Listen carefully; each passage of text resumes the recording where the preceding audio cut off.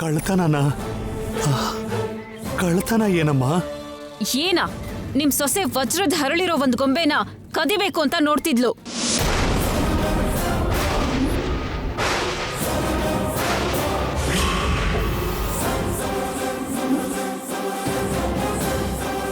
ಕಳ್ತನನಾ? ನಾನ್ ಯಾವ ಕಳ್ತನನ್ನು ಮಾಡ್ತಾ ಇರ್ಲಿಲ್ಲ. ಗೊಂಬೆ ಚೆನ್ನಾಗಿತ್ತಲ್ಲ ಅಂತ ಹಿಡ್ಕೊಂಡು ನೋಡ್ತಿದ್ದೆ. ಸುಮ್ನೆ ನನ್ನ ಕಳ್ಳಿಗಿಳಿ ಅಂತಂದ್ರೆ ಸುಮ್ನೆ ಇರೋಳಲ್ಲ ನಾನು.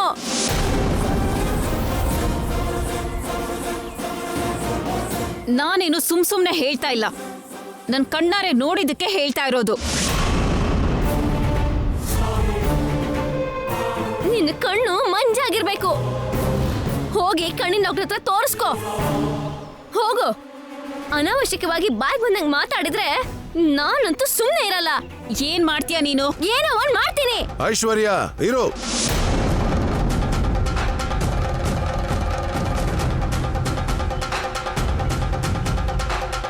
ಇವ್ರು ಎಂತ ಜನ ಅಂತ ನನಗ್ ಚೆನ್ನಾಗ್ ಗೊತ್ತು. ಅವ್ರು ಬಡವರೇ ಇರ್ಬೋದು, ಆದ್ರೆ ಕಳ್ತನ ಮಾಡೋರಲ್ಲ.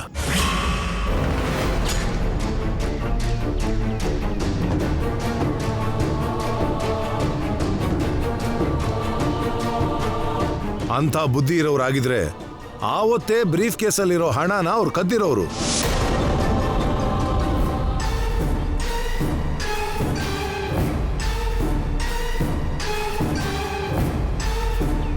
ಅಷ್ಟು ಲಕ್ಷಗಳಿರೋ ಬ್ರೀಫ್ ಕೇಸ್ನ ನನಗ್ ಜೋಪಾನವಾಗಿ ಕೊಟ್ಟಿದ್ದಾರೆ ಅಂದ್ರೆ ಅವ್ರು ಎಂತವ್ರು ಅಂತ ನೀನ್ ಅರ್ಥ ಮಾಡ್ಕೋಬೇಕು. ಮಾವ, ಅದ್ ಹಾಗಲ್ಲ ನಾನ್ ಹೇಳಿದ್ದು. ಬೇಡ, ಇನ್ನೇನು ಮಾತಾಡ್ಬೇಡ.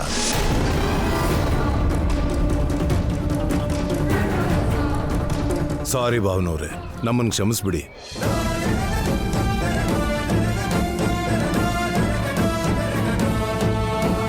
ನನ್ನ ಸೊಸೆ ಆತರ ಪಟ್ಟು ನಿಮ್ಮ ಸೊಸೆನ ಏನೇನೋ ಅಂದ್ಬಿಟ್ಲು. ಅವಳ ಪರವಾಗಿ ನಾನು ನಿಮಗೆ ಕ್ಷಮಾಪಣೆ ಕೇಳ್ಕೊತೀನಿ. ಕ್ಷಮಿಸ್ಬಿಡಿ. ಅಯ್ಯೋ, ನೀವು ಕ್ಷಮೆ ಕೇಳೋದು ಅಂದ್ರೇನು?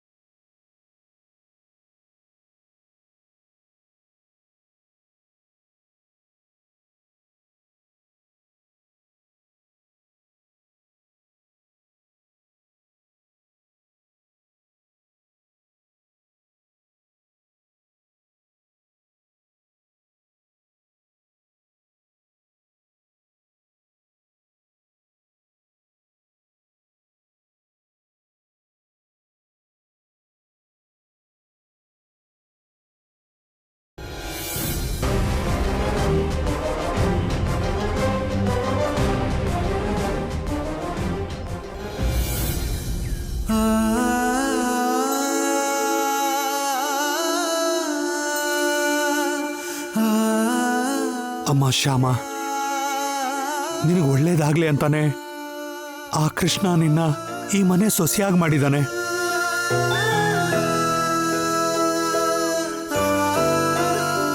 ಅವನು ಅಂದ್ಕೊಂಡಿದ್ದಾಗೋದ್ರಲ್ಲಿ ನಿನಗೆ ಸಾಕಷ್ಟು ಸಮಸ್ಯೆ ಆಗ್ಬೋದು.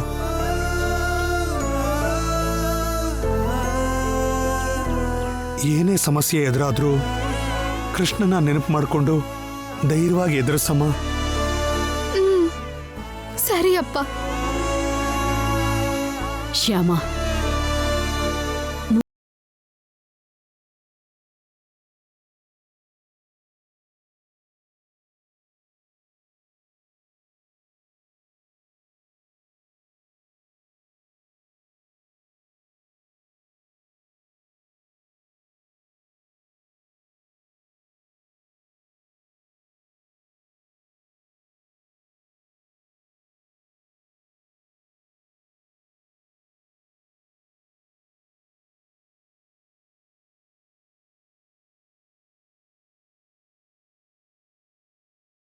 ಸಂತೋಷವಾಗಿ ಇರ್ತಾರೆ.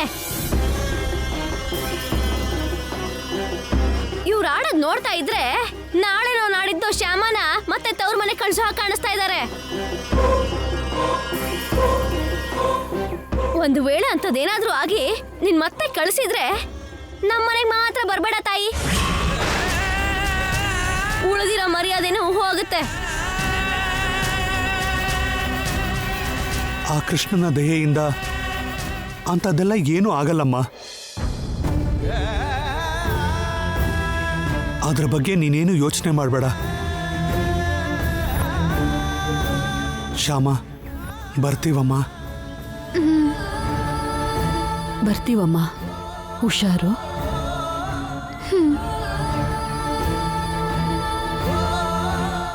ಚಿಕ್ಕಮ್ಮ, ಇರಿ ಚಿಕ್ಕಮ್ಮ. ಎಲ್ಲಿಗೆ ಹೊರಟ್ಬಿಟ್ರಿ ಎಲ್ರು? ನಮ್ಮನೆಗಮ್ಮ. ಅದೇಗ್ ಚಿಕ್ಕಮ್ಮ, ನೀವೇ ಹೊರಟ್ಬಿಟ್ರೆ ಹೇಗೆ? ಇಲ್ಲೇ ಇದ್ದು ನಾವೇನ್ ಮಾಡ್ಬೇಕು? ನಾಯಿಗೆ ಚೈನ್ ಕಟ್ ಹಾಕೋ ತರ ಶ್ಯಾಮನ ತಾಳಿ ಕಟ್ ಇಟ್ಕೊಂಡಿದ್ದೀರಾ?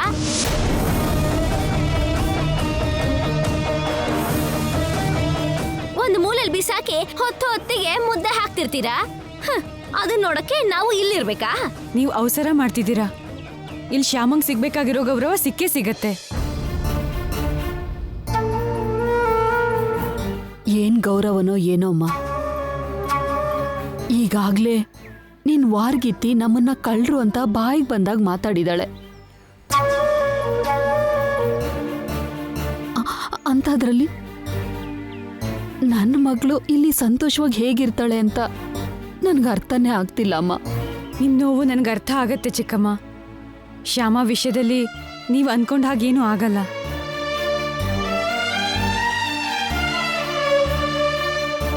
ಈ ಮನೆ ಸೊಸೆಯಾಗಿ ಶ್ಯಾಮಂಗ್ ನಾವ್ ಎಷ್ಟು ಬೆಲೆ ಕೊಡ್ತೀವೋ ಕಣ್ಣಾರೆ ನೋಡಿರಂತೆ. ಬನ್ನಿ ನನ್ ಜೊತೆ. ನೀವು ಕೂಡ ಬನ್ನಿ. ಬನ್ನಿ ಚಿಕ್ಕಮ್ಮ, ಬನ್ನಿ.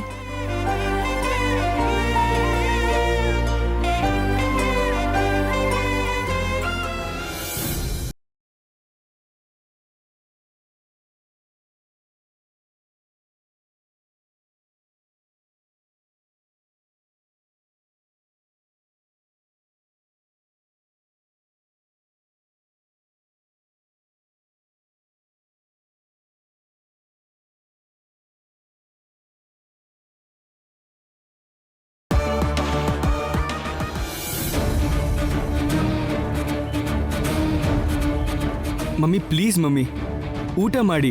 ಈ ಮನೇಲಿ ಫಂಕ್ಷನ್ ನಡೆದಾಗ ಎಲ್ಲರೂ ಊಟ ಮಾಡಿ. ನೀವು ಊಟ ಮಾಡದಿದ್ರೆ ನೋವಾಗುತ್ತೆ ಮಮ್ಮಿ. ಯಾರಿಗ್ ನೋವಾಗುತ್ತೆ? ಎಲ್ರು ಚೆನ್ನಾಗಿ ತಿಂತಿದಾರಲ್ಲ, ಇನ್ಯಾರಿಗ್ ನೋವಾಗುತ್ತೆ? ನಂಗೆ ನೋವಾಗುತ್ತೆ ಮಮ್ಮಿ. ನೀವು ಹೀಗೆ ತಿಂದೇ ಇದ್ರೆ ನಂಗೆ ನೋವಾಗುತ್ತೆ. ಹೌದು, ನಂಗ್ ಖುಷಿ ಆಗೋ ಹಾಗೆ ನೀನ್ ಎಲ್ಲ ಮಾಡ್ತಿದ್ಯಲ್ಲ.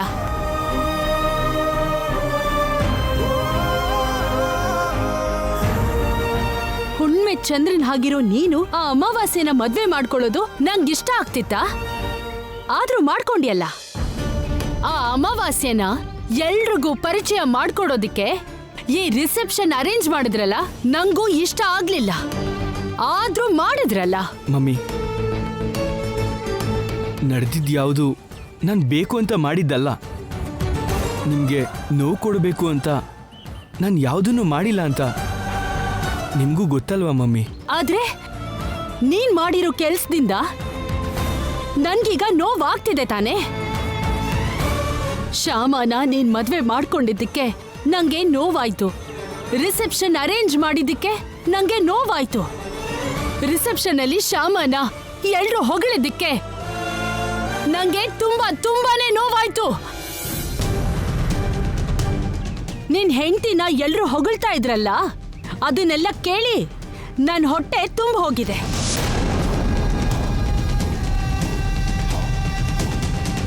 ಮಮ್ಮಿ ಪ್ಲೀಸ್ ಮಮ್ಮಿ, ಹೇಳಿದ್ ಕೇಳಿ. ಸ್ವಲ್ಪ ಆದ್ರೂ ತಿನ್ನಿ. ಅಖಿಲ್, ಅತ್ತೆ ಊಟ ಮಾಡೋ ಹಾಗೆ ನಾನ್ ಮಾಡ್ತೀನಿ, ನೀನ್ ಹೋಗು. ಅಖಿಲ್, ನೀನ್ ಹೋಗು. ಅಖಿಲ್, ನಾನು ತಿನ್ನಿಸ್ತೀನಿ, ನೀನ್ ಹೋಗು. ನಂಗೆ ಕೊಡು.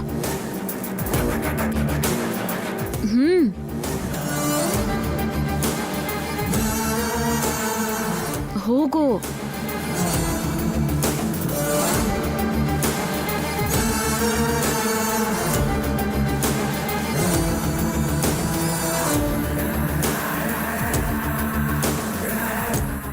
ಅತ್ತೆ ತಿನ್ನಿ. ಬೇಡ, ನೀನು ನನಗೆ ತಿನ್ಸೋ ಅವಶ್ಯಕತೆ ಇಲ್ಲ. ಬಂದಿರೋ ಗೆಸ್ಟ್ಗೆ ತಿನ್ಸು. ಸಂತೋಷ ಸಂಭ್ರಮದಿಂದ ಬಂದಿದಾರಲ್ಲ, ತಿನ್ಸು ಅವ್ರಿಗೆ. ಎಲ್ರೂ ತಿನ್ ಮುಗಿಸಿದ್ದಾರೆ ಅತ್ತೆ. ಇದಾರಾ? ಇನ್ನು ಸಂಭ್ರಮ ಪಡೋಣ ಅಂತ ಇದಾರಾ? ಎಲ್ರೂ ಹೋಗಾಯ್ತು. ಆದ್ರೆ ಇರ್ಬಾರ್ದವ್ರು ಮಾತ್ರ ಇಲ್ಲೇ ಇದ್ದಾರೆ.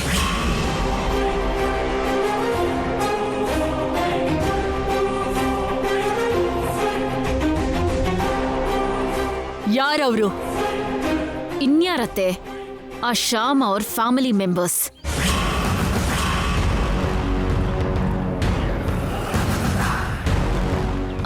ಅವರು ಹೊರಡೋದಕ್ಕೆ ರೆಡಿಯಾಗಿದ್ರು. ವೈದೇಹಿ ಅಕ್ಕನೇ ಅವರನ್ನ ತಡೆದಿದ್ದು. ಯಾಕಂತೆ? ಯಾರ ಗೊತ್ತು. ಶ್ಯಾಮನ್ ಅಮ್ಮನ ಅತ್ತಿಗೆನ ಅವಳ ಜೊತೆನೆ ಕರ್ಕೊಂಡು ಹೋದ್ಲು. ಎಲ್ಲಿಗೆ ಕರ್ಕೊಂಡು ಹೋಗಿದ್ದಾಳವಳು? ಗೊತ್ತಿಲ್ಲ. ಅವ್ರನ್ನ ನೋಡ್ತಾ ಇರಿ ಅಂತ ಗೌರಮ್ಮ ಅವ್ರಿಗೆ ಹೇಳಿದೀನಿ ಅತ್ತೆ.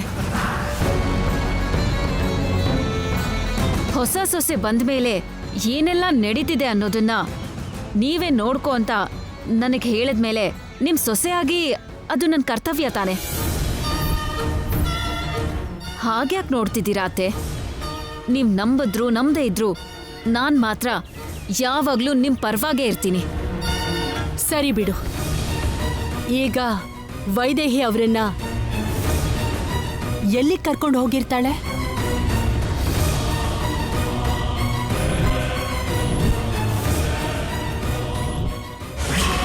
ಬನ್ನಿ ಬನ್ನಿ. ಅತ್ತೆ, ಇವ್ರು ಎಲ್ಲಿ ಕರ್ಕೊಂಡು ಹೋಗ್ತಾ ಇದ್ದಾರೆ? ನಡಿ.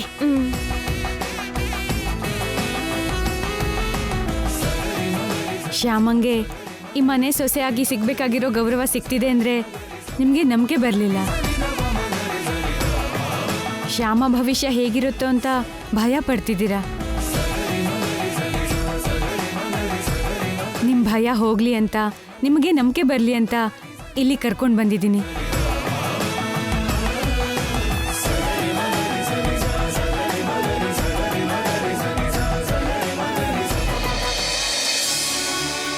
ಬನ್ನಿ.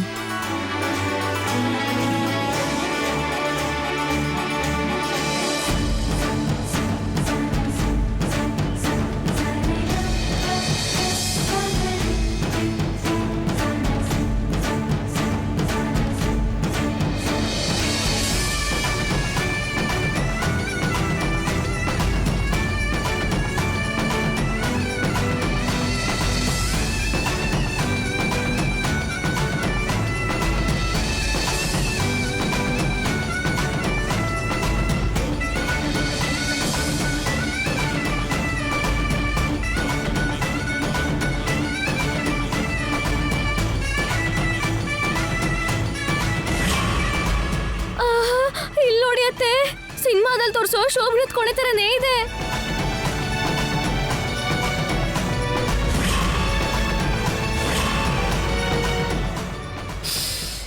ಆಹಾ, ರೂಮ್ ಪೂರ್ತಿ ಘಮ ಘಮ ಅಂತಿದೆ.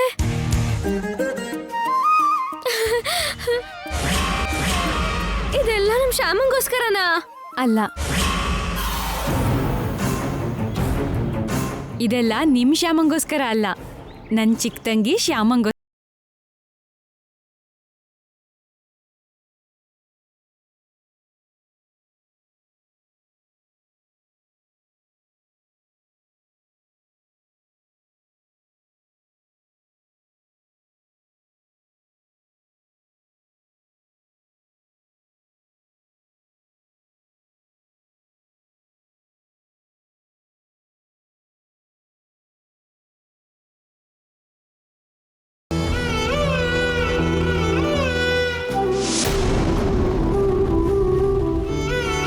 ಹೋಯ್ತಮ್ಮ, ಭಯ ಹೋಯ್ತು,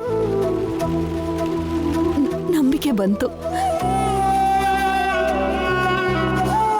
ದಿನ ಅವಳು ಪೂಜೆ ಮಾಡೋ ಕೃಷ್ಣ ಶ್ಯಾಮ ಮೇಲೆ ಕರುಣೆ ತೋರಿಸಿದಾನೆ. ಇಷ್ಟು ಒಳ್ಳೆ ಜನ ಇರೋ ಮನೆಗೆ ಶ್ಯಾಮನ ಸೊಸೆಯಾಗಿ ಕಳ್ಸಿದಾನೆ. ಅದಷ್ಟೇ ಅಲ್ಲ, ಇಷ್ಟು ದೊಡ್ಡದಾಗಿರೋ ಶೋಭನದ ರೂಮನ್ ಕೂಡ ಕೊಟ್ಟಿದ್ದಾನೆ.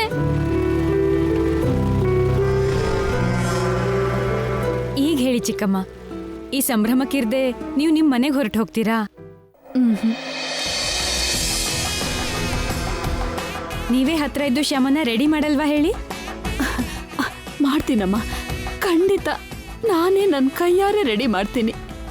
ಮತ್ತಿನ್ಯಾಕ್ ತಡ, ಶ್ಯಾಮ ರೂಮ್ ತೋರಿಸ್ತೀನಿ ಬನ್ನಿ.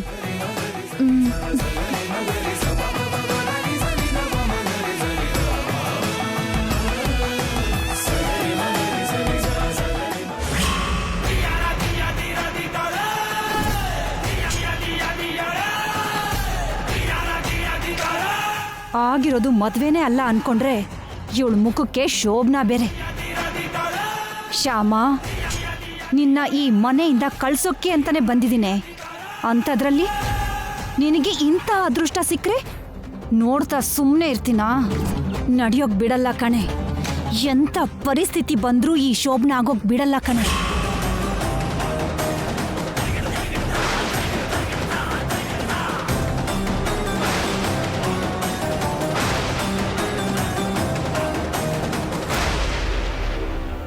ಶೋಭನಾನಾ? ಹೌದಮ್ಮ, ಅಲ್ಲಿ ಎಲ್ಲ ಏರ್ಪಾಡು ಕೂಡ ಮಾಡಿದ್ದಾರೆ. ಬೇಡಮ್ಮ, ಅಂಥದ್ದೆಲ್ಲ ಏನು ಬೇಡ. ಅತ್ತೆಗಂತೂ ನನ್ನ ಮೇಲೆ ಕೋಪ ಇನ್ನೂ ಅಷ್ಟೇ ಇದೆ. ಇಂಥ ಪರಿಸ್ಥಿತಿಲಿ ಅಂಥದ್ದೆಲ್ಲ ಏನು ಬೇಡಮ್ಮ. ತಪ್ಪಮ್ಮ, ದೊಡ್ಡವ್ರು ನಿರ್ಧಾರ ಮಾಡಿರೋ ಯಾವುದನ್ನು ಬೇಡ ಅನ್ಬಾರ್ದು. ನಿನ್ ಮಾವನವರು ಎಲ್ಲ ಯೋಚನೆ ಮಾಡೇ ಈ ನಿರ್ಧಾರ ಮಾಡಿರ್ತಾರೆ. ಅವ್ರ ನಿರ್ಧಾರನ ಗೌರವಿಸೋದು ಈ ಮನೆ ಸೊಸೆಯಾಗಿ ನಿನ್ ಕರ್ತವ್ಯ. ಸರಿಯಾಗಿ ಹೇಳಿದ್ರಿ ಚಿಕ್ಕಮ್ಮ.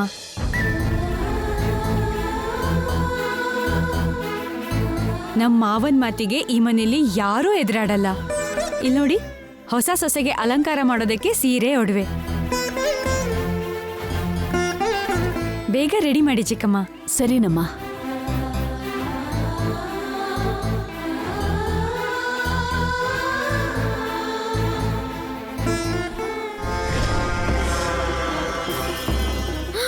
ಅಬ್ಬಬ್ಬಬ್ಬಬ್ಬಾ, ಎಷ್ಟು ಒಡವೆ, ಎಷ್ಟು ಒಡವೆ! ಒಂದೊಂದು ಸೂಪರ್ ಆಗಿದೆ.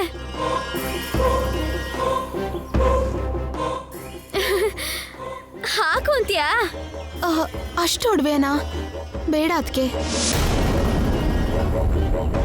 ಬೇಕು ಅಂದಿದ್ದೀನ ನೀನೇ ಹಾಕೋ, ಬೇಡ ಅಂದಿದ್ದೀನ ಇಲ್ಲಿ ಹಾಕು. ತಪ್ಪು ಶೋಭಾ, ತಪ್ಪು. ಆ ಒಡವೆಗಳು ಶ್ಯಾಮಗೋಸ್ಕರ, ನಿನಗೋಸ್ಕರ, ನನಗೋಸ್ಕರ ಅಲ್ಲ. ನಿಮಗೂ ನನಗೂ ಒಡವೆ ಏನಕ್ಕೆ ಬಿಡಿ. ನಿಮಗ್ ಶಹನಾಯಿ, ನನಗ್ ಡೋಲ್ ಇದೆಯಲ್ಲ. ಅದಕ್ಕಿಂತ ದೊಡ್ಡ ಒಡವೆ ನಮ್ಗೆ ಏನ್ ಬೇಕು ಹೇಳಿ?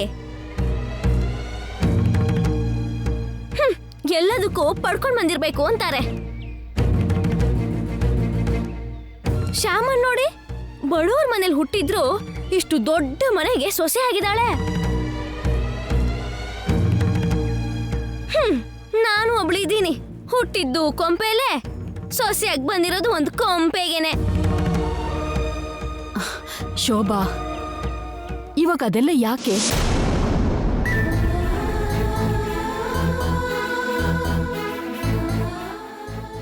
ಶ್ಯಾಮ, ಇದು ಚೆನ್ನಾಗಿದೆ ಅಲ್ವಾ?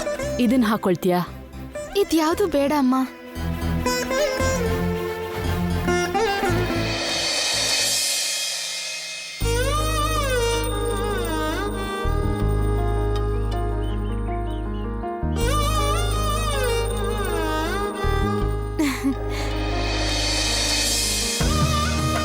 ಅವ್ರು ಹಾಕಿರೋ ಈ ನಾಗಾಭರಣ ಇದೆಯಲ್ಲ, ಅದ್ ಸಾಕು ನನ್ಗೆ. ಅವಳು ಬೇಡ ಅಂತ ಹೇಳ್ತಿದ್ದಾಳಲ್ಲ, ಹೋಗ್ಲಿ ಬಿಡಿ.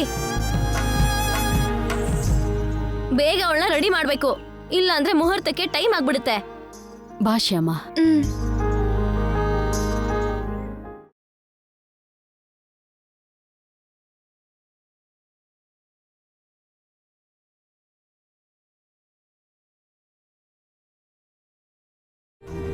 ಅಕ್ಕಿಲ್ ಅವ್ರೆ, ನಾನು ಈ ಮನೆಗೆ ಸೊಸೆ ಆಗಿದ್ದೀನಿ ಅಂದ್ರೆ ಅದು ನಿಮ್ಮ ಒಳ್ಳೆತನ ಅಡ್ಡ ಇಟ್ಕೊಂಡು ನಾನು ನಿಮಗೆ ತೊಂದರೆ ಕೊಡಲ್ಲ. ಈ ಕ್ಷಣದಿಂದ ನಮ್ಮ ಜೀವನದಲ್ಲಿ ಪ್ರತಿ ವಿಷಯನೂ ನಿಮ್ಮ ಇಷ್ಟದ ಹಾಗೆ ನಡೆಯುತ್ತೆ.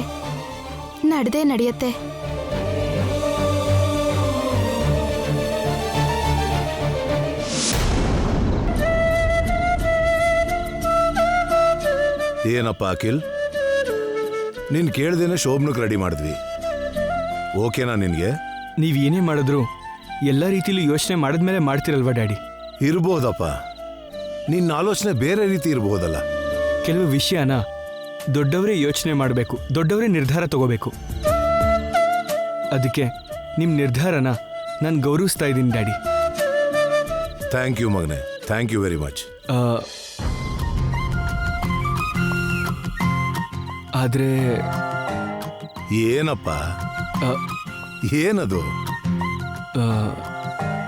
ಡ್ಯಾಡಿ, ಹೇಳಪ್ಪ, ಪರವಾಗಿಲ್ಲ, ಹೇಳು ಮಗನೆ. ಶ್ಯಾಮಂಗೂ ಕೂಡ ಒಂದು ಮಾತು ಹೇಳಿ ಈ ತಯಾರಿ ಮಾಡಿದಿದ್ರೆ ಚೆನ್ನಾಗಿರ್ತಿತ್ತೇನೋ ಅಂತ. ನೋಡಪ್ಪ, ಕೆಲವೊಂದು ಹೇಳಿ ಮಾಡಬೇಕು, ಕೆಲವೊಂದು ಮಾಡಿದ್ಮೇಲೆ ಹೇಳಬೇಕು.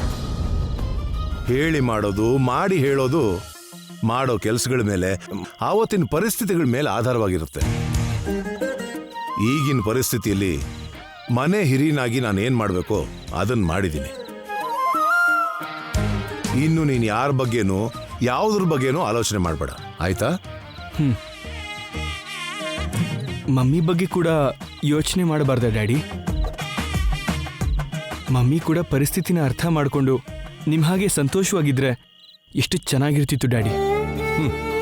ಎಲ್ಲರೂ ಪರಿಸ್ಥಿತಿನ ಪೂರ್ತಿಯಾಗಿ ಅರ್ಥ ಮಾಡ್ಕೊಳ್ಳಲ್ಲಪ್ಪ. ಅಪಾರ್ಥ ಮಾಡ್ಕೊಳ್ಳೋಷ್ಟು ಸುಲಭ ಅಲ್ಲ ಅರ್ಥ ಮಾಡ್ಕೊಳ್ಳೋದು. ಹಾ, ನಿಮ್ಮ ಮಮ್ಮಿಗೆ ಸ್ವಲ್ಪ ಟೈಮ್ ಕೊಡೋಣ, ಆಗ ಅವಳು ಅರ್ಥ ಮಾಡ್ಕೊತಾಳೆ.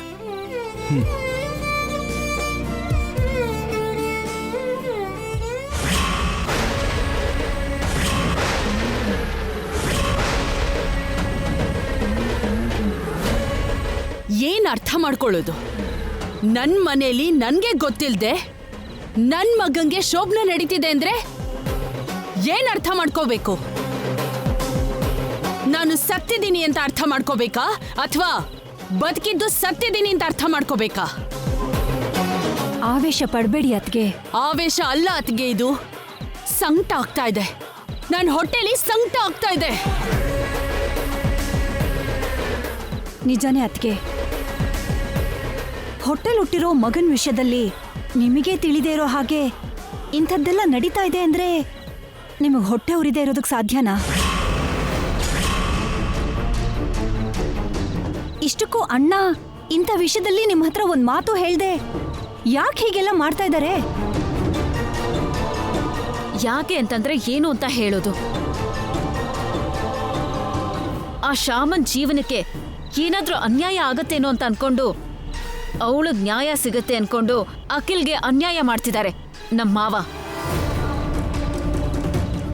ನಿಮ್ಮ ಮಾವ ಅನ್ಯಾಯ ಮಾಡ್ತಾ ಇರೋದು ಅಖಿಲ್ಗೆ ಮಾತ್ರ ಅಲ್ಲಮ್ಮ, ನಿಮ್ಮ ಅತ್ತೆ ಗೌರವಕ್ಕೂ ಕೂಡ ಅನ್ಯಾಯ ಮಾಡ್ತಿದ್ದಾರೆ. ಅಗ್ನಿಗೆ ತುಪ್ಪ ಸುರಿಯೋ ಹಾಗೆ ನಾನೀಗ ವಸಂತಂಗೆ ಸಿಟ್ಟು ಬರೋ ಹಾಗೆ ಮಾಡಿ ನಡೆಯೋ ಶೋಭನ ನಿಲ್ಲೋ ಹಾಗೆ ಮಾಡಬೇಕು. ಅಷ್ಟಕ್ಕೂ ಈ ಮನೆ ಸೊಸೆ ಶೋಭನಾನ ಅತ್ತೆಗೆ ತಿಳಿಸ್ದೆ ಮಾಡ್ತಾ ಇದ್ದಾರೆ ಅಂತಂದ್ರೆ ಅಮ್ಮ ಎಂತ ಅವಮಾನ! ಮನೇಲಿರೋರೇ ನಿಮ್ಮ ಅತ್ತೆಗೆ ಗೌರವ ಕೊಡ್ಲಿಲ್ಲ ಅಂದ್ರೆ ಇನ್ನು ಶ್ಯಾಮ ಏನ್ ಗೌರವ ಕೊಡ್ತಾಳೆ? ನೀವ್ ಹೇಳ್ತಿರೋದು ನಿಜಾನೇ. ಆ ಶೋಭನ ಶಾಸ್ತ್ರ ಏನಾದ್ರೂ ಆಗೋದ್ರೆ ಆ ಶ್ಯಾಮ ಅತ್ತೇನ ಅದ್ ಹೇಗ್ ನೋಡ್ತಾಳೋ ಏನೋ. ಅತ್ತೆ, ನಾನ್ ಮೊದ್ಲೇ ಹೇಳ್ತಿದ್ದೀನಿ, ಆ ಶ್ಯಾಮ ಏನಾದ್ರೂ ನಾಳೆ ನಿಮ್ಮನ್ನ ಕೀಳಾಗಿ ನೋಡಿದ್ರೆ ಮಾತ್ರ ಅದನ್ನ ನೋಡ್ಕೊಂಡು ನಾನು ಸುಮ್ಮನಿರಲ್ಲ. ಯಾರು ಏನ್ ಅನ್ಕೊಂಡ್ರು ಪರವಾಗಿಲ್ಲ, ಅವಳು 2 ಕೆನ್ನೆಗೂ ಬಾರಿಸ್ತೀನಿ. ಮಾವ ನನಗೆ ಎಷ್ಟು ಬೇಕಾದ್ರೂ ಬೈಲಿ, ಆದ್ರೆ ಅತ್ತೆಗೆ ಮಾತ್ರ ಅವಮಾನ ಆಗೋಗ್ ಬಿಡಲ್ಲ. ಅದೆಲ್ಲ ಅಷ್ಟು ದೂರ ಹೋಗೋಕ್ ಯಾಕೆ ಬಿಡ್ಬೇಕು? ಈಗ್ಲೇ ಶ್ಯಾಮ ವಿಷಯ ಸರಿ ಮಾಡೋದು ಒಳ್ಳೇದಲ್ವಾ? ಆ ಶೋಭನ ಶಾಸ್ತ್ರ ಪೂರ್ತಿ ಆಯ್ತು ಅಂದ್ರೆ ಅವಳನ್ನ ಈ ಮನೆಯಿಂದ ಆಚೆ ಕಳ್ಸಕ್ಕೆ ಯಾರಿಂದನೂ ಸಾಧ್ಯ ಆಗಲ್ಲ. ನಡೆಯೋದಿಕ್ ಬಿಡಲ್ಲ. ಆ ಶೋಭನ ನಡೆಯೋದಿಕ್ ಬಿಡಲ್ಲ.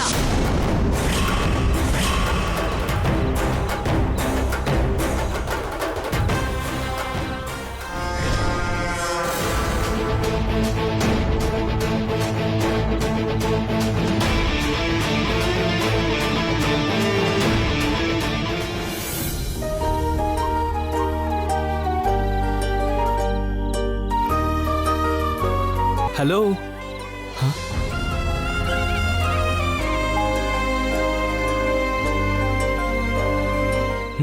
ಹಾಯ್. ಏನ್ ಹಾಗೆ ನೋಡ್ತಿದ್ಯಾ? ಇದ್ದಕ್ಕಿದ್ದ ಹಾಗೆ ನನ್ನ ಅಂತರಾತ್ಮ ಹೇಗಿಲ್ಲಿ ಅಂತನಾ? ನನಗೆ ಚಿಕ್ಕ ಚಿಕ್ಕ ಸಂದೇಹ ಇದೆ ಅಖಿಲ್. ಕೇಳಲಾ? ಮಲ್ಲಿಕಾರ್ಜುನ್ ಮಾಡಿರೋ ಮೋಸಕ್ಕೆ ಶ್ಯಾಮ ಬಲಿಯಾಗೋದು ಇಷ್ಟ ಇಲ್ಲದೆ ಶ್ಯಾಮನ್ನ ಮದುವೆ ಮಾಡ್ಕೊಂಡೆ.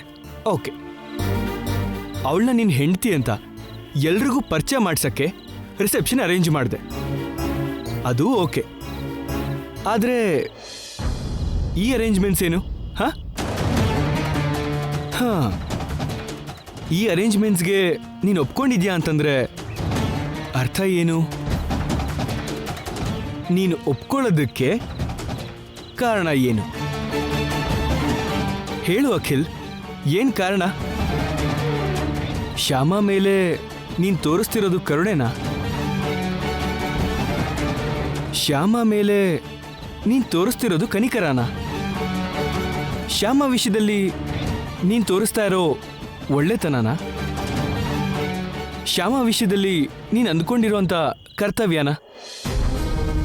ಅಥವಾ ಶ್ಯಾಮಂಗೂ ನಿನ್ನ ಮಧ್ಯ ನಡೆದಿರೋ 3 ಗಂಟಿನ ಬಂಧನ? ಹೇಳು ಅಖಿಲ್, ಏನ್ ಕಾರಣ? ಗಂಡ ಹೆಂಡತಿ ಆಗಿರೋ ಒಂದು ಗಂಡು ಹೆಣ್ಣು ಅಮ್ಮ ಅಪ್ಪ ಆಗೋದಕ್ಕೆ ಮಾಡೋ ಒಂದು ಮುಹೂರ್ತನೇ ಈ ಕಾರ್ಯ. ಪವಿತ್ರವಾದ ಈ ಕಾರ್ಯಕ್ಕೆ ಕರುಣೆ ಕಾರಣ ಆಗಬಾರ್ದು, ಒಳ್ಳೆತನ ಕಾರಣ ಆಗಬಾರ್ದು, ಕರ್ತವ್ಯ ಕೂಡ ಕಾರಣ ಆಗಬಾರ್ದು. ಬಂಧ ಮಾತ್ರನೇ ಕಾರಣ ಆಗಬೇಕು. ಗಂಡ ಹೆಂಡತಿ ಮಧ್ಯ ಇರೋ ಪವಿತ್ರವಾದ ಬಂಧನೇ ಕಾರಣ ಆಗಬೇಕು. ಆ ಬಂಧ ನಿಮ್ಮ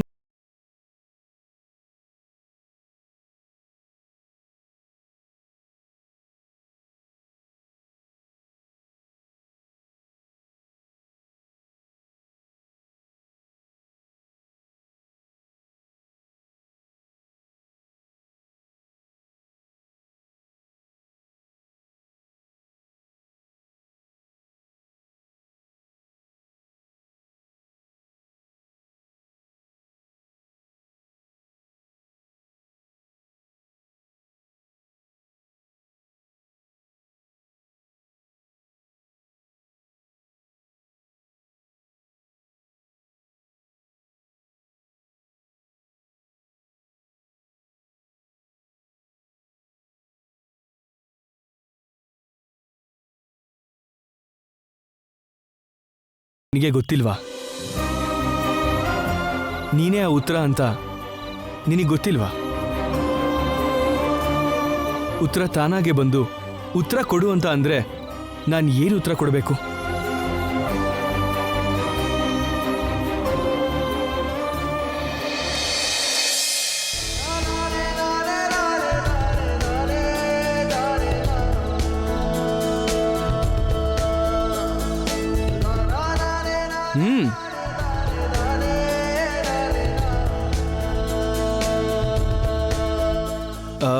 ಸರಿ, ಓಕೆ, ಬಾಯ್, ಸಿ ಯು.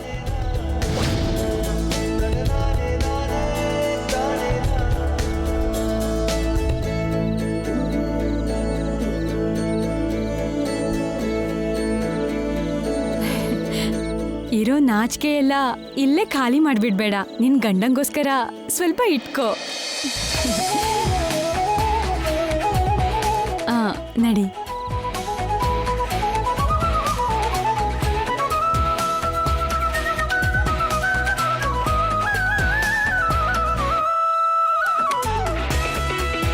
ಇಲ್ಲಿ ನೋಡು ಅಖಿಲ್, ತಗೋ, ನಿನ್ನ ಹೆಂಡ್ತಿನ ನಿನ್ಗೆ ಒಪ್ಸಿದೀವಿ.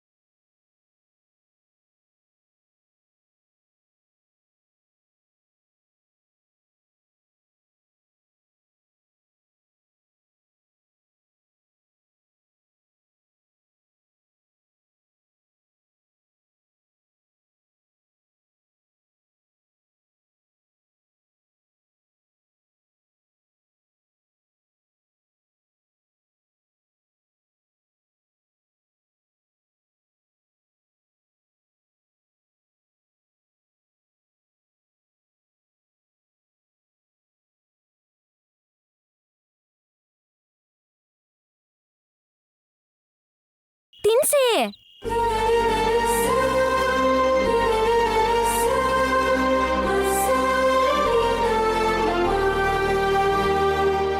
ಪಾಪ ಹೆಣ್ಣು ಹುಡುಗಿ ಅಲ್ವಾ, ನಾಚಿಕೆ ಪಡ್ತಿದ್ದಾಳೆ ಅಖಿಲ್. ಮೊದಲು ನೀನೇ ತಿನ್ಸು. ಅದೆಲ್ಲ ಸಾಧ್ಯ ಇಲ್ಲ. ಮೊದಲು ಶ್ಯಾಮನೆ ತಿನ್ಸ್ಬೇಕು ನನ್ನ ತಮ್ಮನಿಗೆ. ಮಾತ್ಯಾಕೆ, ಇಬ್ರು ಒಂದೇ ಸಲ ಒಬ್ರಿಗೊಬ್ರು ತಿನ್ಸಿ. ಕರೆಕ್ಟಾಗಿ ಹೇಳಿದ್ರಿ ಚಿಕ್ಕಮ್ಮ, ಬೇಗ ತಿನ್ನಿ. ತಿನ್ಸು.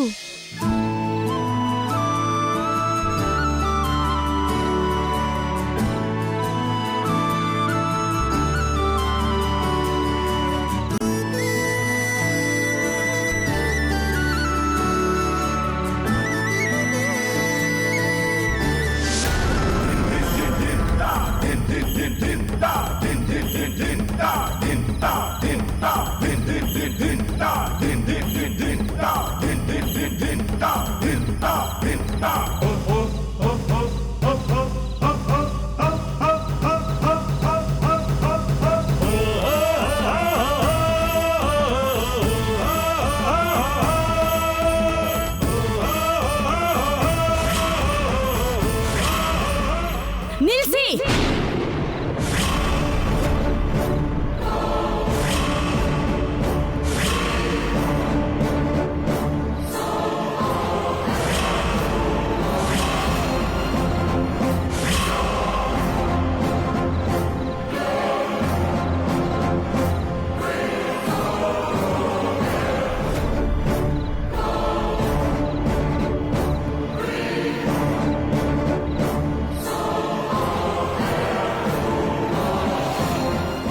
ಏನೋ ಇದು? ಹೆತ್ತ ತಾಯಿ ನಂಗೆ ಗೊತ್ತಿಲ್ದೆ ಏನಿದೆಲ್ಲ?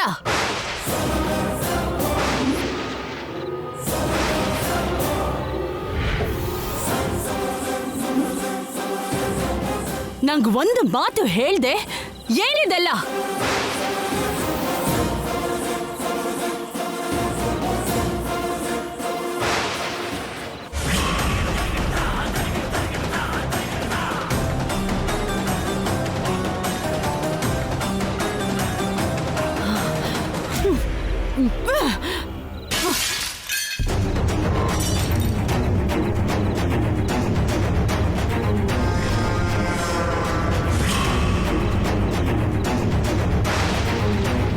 ಅತ್ತೆ,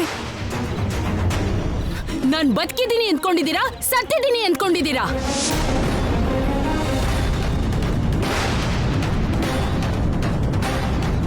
ಅಥವಾ ನಂಗೆ ಹೇಳೋ ಅವಶ್ಯಕತೆನೇ ಇಲ್ಲ ಅಂದ್ಕೊಂಡಿದ್ದೀರಾ?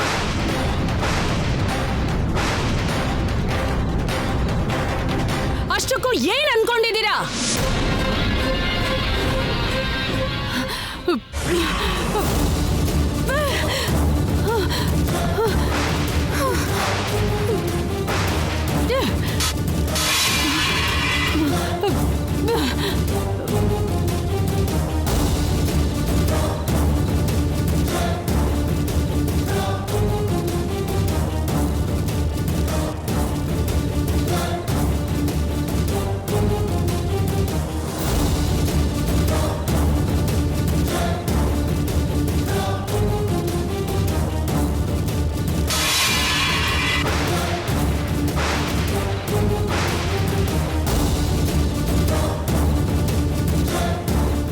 ಮಮ್ಮಿ ಮಮ್ಮಿ ಒಂದ್ಸಾರಿ ನಾನು ಹೇಳೋದು ಕೇಳಿ ಮಮ್ಮಿ.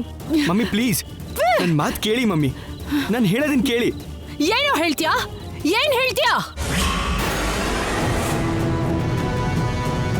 ಸಮಾಧಾನ ಮಾಡ್ತೀಯಾ? ಈ ಅಮ್ಮಂಗೆ ಸಮಾಧಾನ ಮಾಡ್ತೀಯಾ? ನಾನ್ ಹೇಳ್ದಾಗ ಮಾಡ್ದೆ, ನಿಂಗಿಷ್ಟ ಬಂದಾಗ ಮಾಡಿ, ಇನ್ನೇನ್ ಮಾತಾಡ್ತೀಯೋ?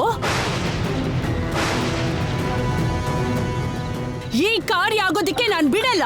ಅತ್ತೆ ಹಾಗಲ್ಲ ಅತ್ತೆ. Mummy mummy mummy please mummy. Mummy ಅತ್ತೆ ಮಮ್ಮಿ ಕೂತ್ಕೊಳ್ಳಿ ಮಮ್ಮಿ, ಕೂತ್ಕೊಳ್ಳಿ. ಶೋಭನಾ ಬೇಕೇನೆ ನಿನಗೆ? ಶೋಭನಾ? ಈಗ ಚೆನ್ನಾಗಿ ನಡೀತಾ ಇದೆ ನೋಡು ನಿನ್ನ ಶೋಭನಾ. ಅದಕ್ಕೆ ಸ್ವಲ್ಪ ನೀರು ತಗೊಂಬನ್ನಿ. ಸರಿ ತಂದು.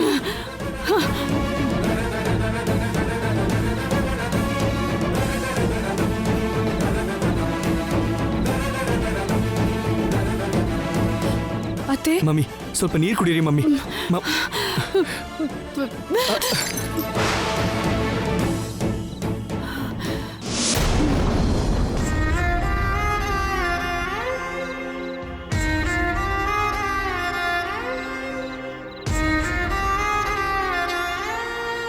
ನನ್ನ ಕ್ಷಮಿಸಿ ಅತ್ತೆ.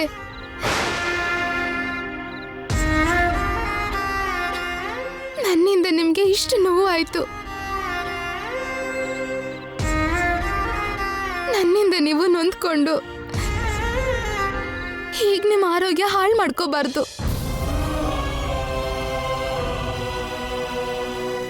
ನಿಮ್ಗೆ ನೋವು ಕೊಡ್ಬೇಕು ಅಂತ ನಾನು ಈ ಮನೆಗೆ ಬರಲಿಲ್ಲ. ನಿಮ್ಗೆ ನೋವು ಕೊಟ್ಟು ನಾನಿಲ್ಲಿರಲ್ಲ, ಹೊರಟೋಗ್ತೀನಿ. ಇಲ್ಲಿಂದ ಹೊರಗಡೆ ಹೋಗ್ತೀನಿ. ಈ ರೂಮಿಂದ ಅಷ್ಟೇ ಅಲ್ಲ, ಈ ಮನೆಯಿಂದನೇ ಹೊರಟು ಹೋಗು.